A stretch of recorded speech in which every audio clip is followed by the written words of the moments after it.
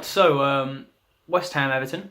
Let me prefix this by saying I think that might be the worst 90 minutes of football I've seen a team play all season. The worst 90-minute performance any team has put in. And God, it feels good not to be saying that about Everton. West Ham looked like they were relegated already. They look like Huddersfield, I imagine, will be playing now, just already down, deflated. Not like they were fighting us for 7th place. You know, that this was an important battle for us as two teams to try and get that 7th place. But you know, we came out 2-0. I feel like we deserved more for how dominant we were for the whole game. Fabianski was solid. He's always quite solid in goal.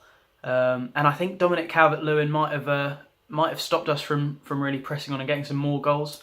He wasted some chances, and I think his decision making was quite poor. He sort of killed the fluidity in the counter attacking that Bernard and Richarlison were really good at. Yesterday.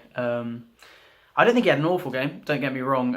Off the ball, he was good. He was stretching the defence. He held the ball up well. He just lacks that bit of experience for me. He's not an out and out lone starting striker for me yet. Anyway, I can see a lot of problems being resolved at the moment. What's that? 4 clean sheets in 5 games. That's very good considering how plagued we were by defensive problems. Liverpool and Chelsea are in that as well in those last 5 games. So that's a really good stat to be able to look at.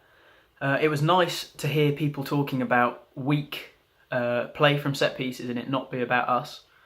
It was directed at West Ham, who did look poor. Every time a corner came in, it fell to one of us. Our free kicks all looked a lot sharper. Sigurdsson's delivery looked more confident for once.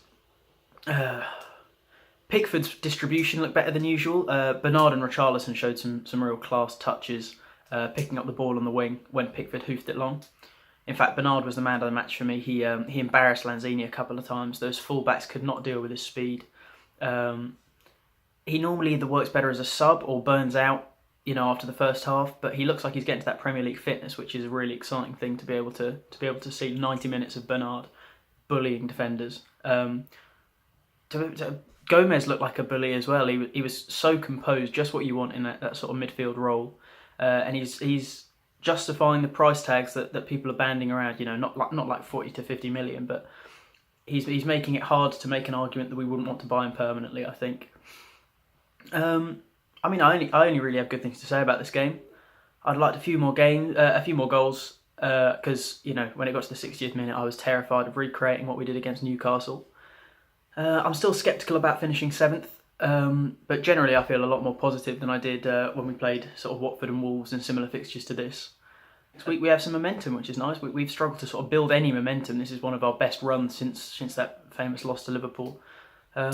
So yeah, I think things are looking good.